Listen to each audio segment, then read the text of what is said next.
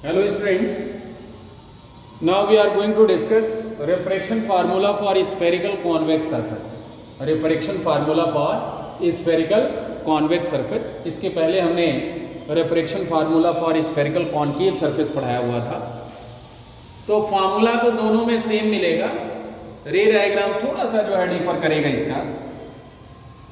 आप देखेंगे हमने एक स्फेरिकल कॉन्वेक्स सरफेस लिया है SPS डैश, जिसका एब्सोल्यूट रिफ्रैक्टिव इंडेक्स n2 है, और इसे हम n1 मीडियम वाले n1 रिफ्रैक्टिव इंडेक्स वाले मीडियम में हमने रखा हुआ है. हमने ये भी एज्यूम किया हुआ है कि n1 is less than n2,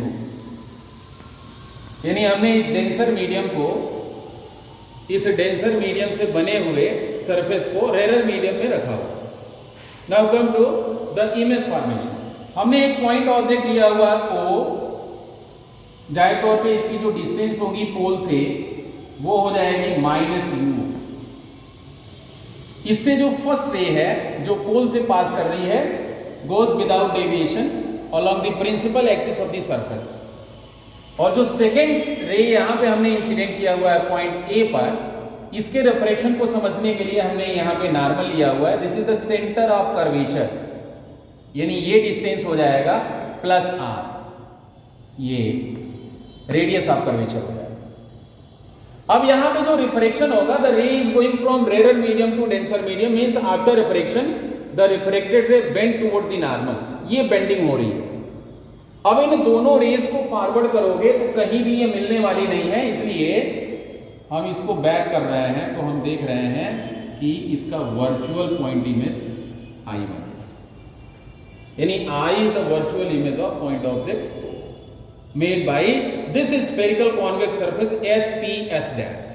ये इमेज फॉर्मेशन है. यहां पे हम देखेंगे इंसिडेंट रे नॉर्मल से जो एंगल बना रहा है CAN इज द नॉर्मल, ये एंगल ऑफ इंसिडेंस होगा and this is the angle of refraction. तो ये इसको हम I लिख रहे हैं. एंड व्हाट अबाउट दिस, ये R हो जाएगा. ये एंगल R है तो ये भी एंगल हम R लिख सकते हैं. अब हम देखेंगे, हम एज्यूम कर रहे हैं कि दिस रे is making angle alpha, this one is making angle beta and this angle is gamma. यहां पे हम एक परपेंडिकुलर भी ड्रॉप कर सकते हैं. आपको पता है कि अपर्चर इसका छोटा लिया गया है, उस कंडीशन में यम will be very close to P, यानी जहां जहां डिस्कशन हम करेंगे, जो है जो कैलकुलेशंस करेंगे, उसमें यम की जगह हम फाइनली P लिख सकते हैं. अपर्चर छोटा लिया. Now using Snell's law at point A, the ray is going from first medium to second medium, therefore 1 and 2 is equal to what, sin I upon sin R. इसमें हम ये भी assume कर रहे हैं कि जो रेज है वो पैराक्सियल है, और जब रेज पैराक्सियल होंगे, अपर्चर छोटा ही है, तो I और R दोनों की वैल्यू छोटी होगी. उस केस में हम इसको लिख पाएंगे, यहां तो हम इसको लिख ही सकते हैं absolute refractive index of second upon absolute refractive index of first, that is equal to sin I is nearly equal to I and sin R is nearly equal to R. So after cross multiplication you have n2R is equal to n1I. This is equation number first. Now in triangles OAC and IAC, what you are seeing in both the triangles, you are seeing that I and R are the exterior angles. ये बहिष्कोण है. ये I देखिए, OAC में I जो है exterior angle होगा, and this is equal to sum of interior angles alpha and gamma. So I is equal to alpha plus gamma. And what about R? R is equal to, this is R. R is equal to beta plus gamma. Beta plus gamma. Putting the values of I and R from in equation number first. So from first, what you can write? You can write n2R. In place of R you have gamma plus beta, or beta plus gamma is equal to n1I. I is equal to alpha plus gamma. This is alpha plus gamma. So what you can write? n1 gamma को इधर transfer कर लोगे तो ये हो जाएगा n2 minus n1 whole multiplied by gamma is equal to n1 alpha minus n2 beta. This is equation number 2। अब actual में हमें अल्फा बीटा गामा की वैल्यू चाहिए और अल्फा बीटा गामा की वैल्यूज हमें कहां से मिलेंगी? Taking right angle triangles OMA, IMA and CMA. I am supposing the height of the perpendicular is plus h. In a triangle, in right angle triangles OMA, IMA